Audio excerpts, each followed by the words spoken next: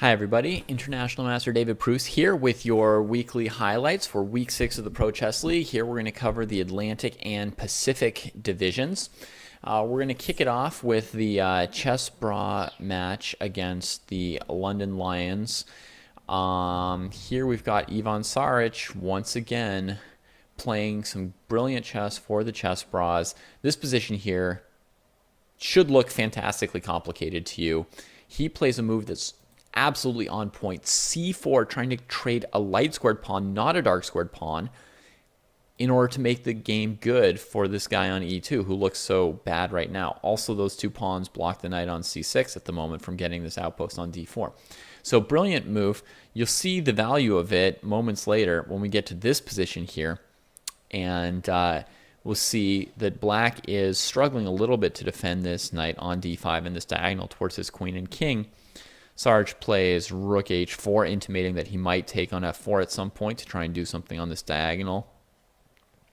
And Ginger GM supports the knight on d5. It gets attacked. And suddenly it turns out he just doesn't really have a good defense against a brilliant tactical possibility, which shows how important c4 was for Saric. Rook takes f4. If the queen takes, then of course bishop d5 check leaves white up a piece. So the pawn took, then bishop d5 anyway. On rook takes d5, then rook to c8, back rank mates black, so queen d5, and then rook c8 anyway. And if queen takes queen, rook takes rook check, followed by pawn takes queen, and if rook takes rook, queen d5 check, winning the queen. And yeah, that's an owie that you got to know about, this rook c8 thing. All right, super from Saric.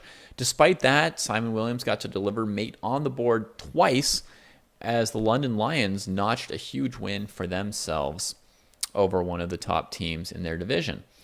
Let's move over to the biggest news in the Atlantic, which was a round 4 comeback from the Marshals of epic proportions. The Marshals went into this fourth round down by 2 points, and needing to score 3-1 to try and tie the match. 3-1 possible. However, they would go on to score 3.5 and actually take the match against the first place Webster Windmills. Hard to imagine against this 2600 lineup that they could get 3.5 in the final round. First of all, here's Grant Shu, last week's MVP, with black against another board 4. And you know, if he's against another board 4, he's probably the favorite since he's doing fine against the board 1s and 2s, right? Queen g5 here instead of saving his knight on e6 with some smacking threats of queen g2 and knight h3 check. White says mate schmate in his username, but actually in the game decides to defend the checkmate on g2 as expected. Knight h3 check, and now I think Grant had more than one way to win, but he does it like this. Knight takes rook, leaving his queen hanging, takes this. Now both his knights are hanging. White can't seem to take them fast enough. This one gets away while that one gets captured, and he went on to win this endgame without any trouble. Now, to score 3.5 out of 4, you also need a couple blades to fall off the hub for the other team. So here is Grandmaster Alex Shimanov sort of fallen off the hub here as white. He's got a very complicated, interesting position. I was very worried about the bishop on g2 watching this live. For many, many moves, I thought he needs to, play bishop to f1, c5, bishop c4. Get that bishop out of this little prison it's in.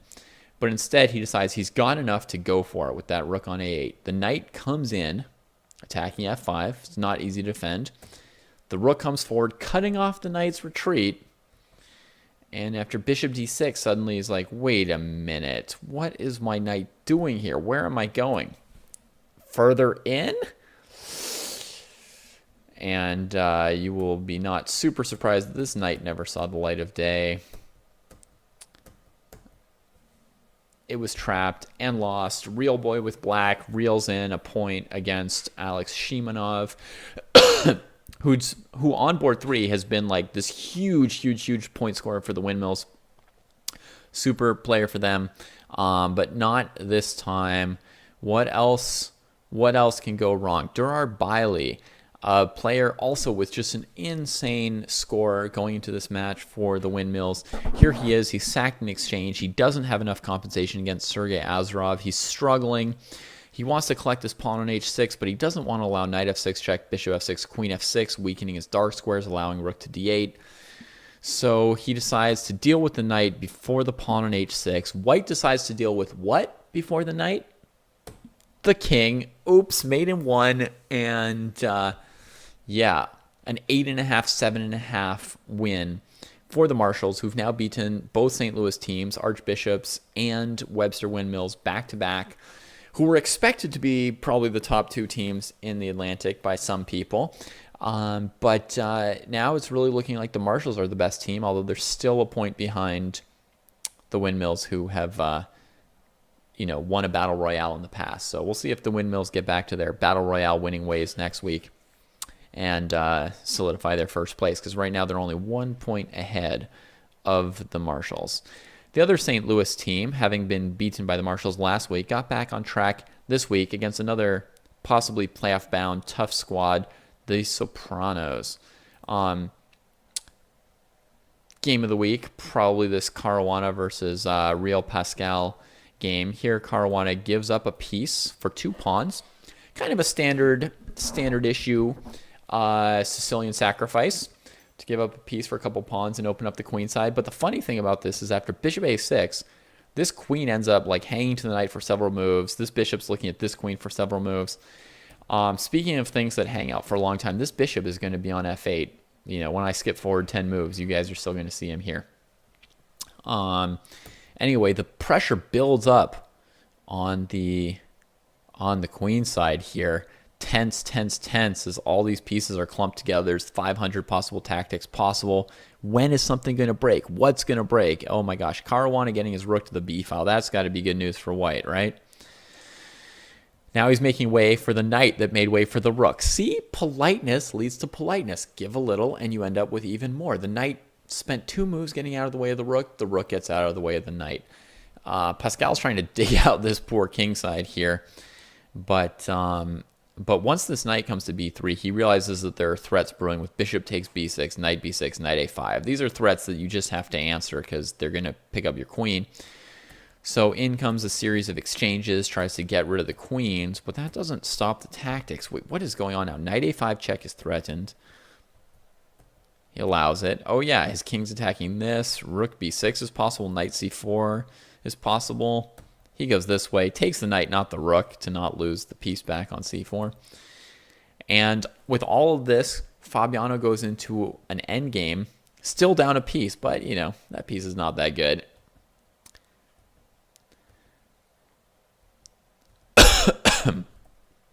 And there goes that piece. It never got to move. Honestly, it only got off of f8 because Caruana deigned to take it eventually. This rook endgame is just as complicated as that middle game, honestly, with 4 pawns each, a passed pawn, doubled rooks, craziness. I don't know who should have won or drawn or what this game here, but eventually Caruana wins it with this sequence here, c5 check. The king is trying to hide from this rook so it can't check and then queen, right? So that's why it's hiding over here. c5, he's trying to reveal the king. He takes. The king could possibly take because of rook d8 check, king e7, right? But he doesn't go for rook d8 check. Rook hf2. And now here comes a different pawn. Whoa, la la la la. And now the a pawn is going to win the game instead of the other one. Craziness here. Rook takes b7, a8, queen would be enough. Rook comes here, rook b8, g1, take it. And, of course, he could have also queen with check, but Fabiano was winning any way he wants now that a pawn's up there. So St. Louis is based on a 1-2 punch between Fabi and Wesley also punched into work this day. Here he is cracking a center. He takes out 2 hanging pawns with the knight sack and immediately wins back his piece, and that's that, wins that one. Or how about this one here? He's plopped a rook on c4, kind of a classic exchange sack. If you take it, black takes, and it's like, I've got a good pawn structure, but I'm down in exchange. But now he goes on the offensive here with queen to g5, threatening e3. Remarkably awkward to defend, so white finally decides to just take the rook. Heck, If he's breaking in, how bad can it be to open that bishop on b7? Oh, wait, really bad. Queen h3 and queen g2 mate is threatened with the bishop pinning that pawn, and pawn takes queen. White's desperate. He's got to do something here. He can't just give up the queen for a pawn or give up the king for nothing. So he comes up with knight d5. If pawn takes queen, he's got knight takes queen. If bishop d5, he's got queen takes queen. But now comes takey. Hope you guys know this game. Queen c1. All right. If rook takes, then pawn takes queen. So white's got to do something with his queen. Defends the rook on f1. But yeah, by now Wesley's takey'd so many things. Trades in the queen, collects that, and his opponent resigns without playing out this impossible position for white. Wesley goes on to score 3.5 out of 4, and St. Louis beats the Sopranos pretty convincingly. Moving on to the Pacific, someone else who's done it before, Jinbo Ju Jinner. Get used to hearing her name because she's in every single highlights reel for a couple weeks now. Here she is playing against another high performer in the league, Grandmaster Penguin GM1 Andrew Tang. But here Jinbo spots a sick execution. Boom, knight e2 check. What? From this complicated and nearly equal material, complicated position until she had this opportunity. Knight e2 check. What is she even doing? She's clearing the way for a queen to a1. Who can deal with this first rank? Oh my God, she did that again. Boom, boom, boom. Collects it up a piece. Jinbo drops the GM. Has a big score again, and the Dallas Destiny win with 8.5, 7.5. Very, very close match against the Blizzard, and maintain their second place in the league. Someone else who was feeling it a little bit this day was Grandmaster Sam Shanklin of the San Francisco Mechanics. Playing while explaining his moves to a live audience, Sam delivered 3 miniatures in 4 games. So here's one randomly chosen graphic taste for you all of what Sam was up to today. Oof! Here it comes. This king is not castling, is he? You ever get that feeling? You're like, my instincts tell me this king won't be castling. If bishop takes b5, he'll crash through with rook takes c3. Well, really, on almost any move, rook takes c3 will crash through, right? Pawn takes e3. He could play rook takes c3. Or bishop takes e3. So c4 is played to try and keep that rook out, but Sam's pretty insistent that the rook needs to get into the party. He's got all the minor pieces already. Queen e2 mate is the threat here. If queen takes knight on e3, then queen to b1 or a1 will back rank mate white. So white tries to block the second rank from the queen, but after knight d2, again, if queen d2, queen to a1 or b1 is back rank mate, so he takes this instead. So now Sam opens the second rank at his pleasure with another random just plopping of his pieces on all the squares white has defended, and queen e2 mate next move. Not bad. Let's move on to a critical match for the Kangaroos. The Aussie Kangaroos. Serrana, their early season MVP, and honestly like a candidate of MVP for the entire league in the first couple weeks, faces Big Mick, Victor Michalewski, famous some years ago for being really, really amazing with the Catalan with white, just clocking people right and left with that opening. And here he is for the Sluggers with Hikaru on vacation / watching. It's time for Michalewski to pick up some slack for the Sluggers. How's that for some slugging? Rook to d5, challenging the outposted knight. Black was... queen e5. We're fighting over control over this square here because it's an amazing square for the knight. But if we can get rid of that knight, the rest of black's position's not that good. Rook d5. You may recognize that if pawn takes, bishop d5 check, and then knight f7, etc. You may have seen all that thing before. Pawn takes, yeah. So he can't even take it. So he plays h6 to give the king a flight square, threatening pawn takes rook now because the king could hide somewhere maybe. If rook c5, he has queen d6. So maybe he still has a moment before he loses this knight on c5. No, Big Mix self-forks himself to the pawn on e6. My favorite technique in all of chess. Self-forking yourself to an opponent's pawn. Just... In the Sicilian, you can do it with a knight on d5 and a knight on f5 kind of often, but this is pretty original. Turns out there's nothing Serrano can do. He trades the queens because his is hanging. Rook here. Now it's pretty simple. Both knights are attacked. And white is coming out ahead a couple pawns. Check here. Rook escapes. And, yeah. Mikulewski went on to win that game. So the Kangaroos, would they go down with Serrano scoring only 2 out of 4? They would not. Smirnov was there. And Raymond Song, Momentine was there. They're board 4, scoring 3 out of 4 from board 4 again. Definitely one of the players to keep your eyes on in the league. But this position here caught my attention as a highlight because it looks like somebody like took the pieces and threw them on the board. Just like, whatever, like, here you go. I mean, this bishop's hanging. Queen c7, mate is threatened. The rook's hanging. What's white's king doing? What? I don't know what's going on here at all. But I guess the queen can check here because the knight can't take her. Smirnov repeats once, then stops checkmate. Knight takes queen, leaves his queen and rook attacked. So that'll deal with the queen on f7. Check here. Still, if he takes the queen, his queen gets lost, right? See, it's like, how can you keep track of everything that's being taken? Do you even know who's taken more pieces so far? Turns out that, bizarrely, the least probable thing, material's equal at the moment. But now the difference between the white pieces and the black pieces will suddenly become felt. The white rook struggles to get into the game, the bishop as well, and his king is in a slightly worse spot than the black king, mainly because black's in better position to attack, not because either king has anybody really guarding him. So queen moves here. This is to stop queen a3, which is basically like a weird and strong attack here, as well as to get out of the way of rook f8. So he comes here. Rook f8 comes. King tries to get out of the way. Smirnov again, repeating, realizes he should probably checkmate instead of taking a draw. Slides the queen in, threatening queen to d3 and queen c3. And Sargsyan resigns. And thus Smirnov slays the super GM. And the Kangaroos, thanks to him and Song, end up going on to win 10-6. Now, perhaps the game of the day in the Pacific Division was the following game between Eltaj Safarli and Li Chao, two of the highest performing players in this league as well. Safarli is a step under 2,700 in his FIDE rating, but his performance rating right now is the third highest in the league at 2,778.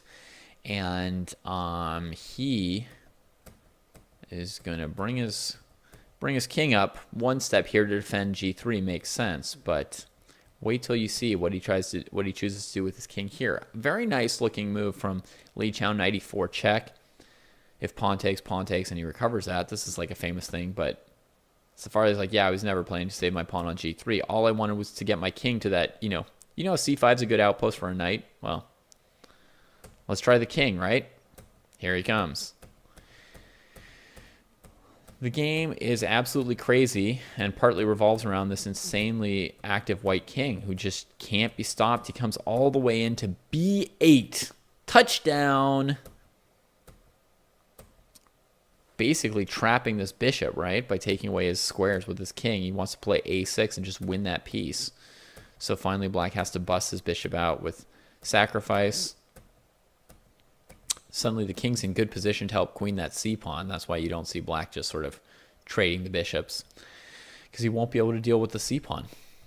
And yeah, craziness continues. White's almost out of pawns, so black fights on. But white's got enough to win this game. And the king makes a trip, re-centralizing himself, goes and captures the pawn over there. And Safarli wins. An insane game. Despite that, the number one pandas still win the match, right? It's heartbreaking, right? When you, like, play your heart out and win the Battle of the Beasts like this. But look, the pandas found an under 2,000 rated 11-year-old who could draw Shakhriyar Mamedyarov. So what are you supposed to do against the pandas when they load up on 2,700 plus players on boards 1 and 2 and still have a random 11-year-old who can draw a 2,800? it's just tough. The Pandas win with all kinds of different lineups, all kinds of different players, and they don't seem to have a lineup that isn't sick. And yeah, that's the situation now in the Pacific. Panda's still in first, Dallas in second, Kangaroos in third, Blizzard in fourth. Nothing really changed in the standings this week in that sense, and we'll see how things shake down in the battle royales next week, where there may be some more movement. Hope you enjoyed this. As usual, you can find other lesson videos with more in-depth looks at some of the most educational games on the Pro Chess League YouTube channel, and look forward to 4 wild battle royales this coming week 7.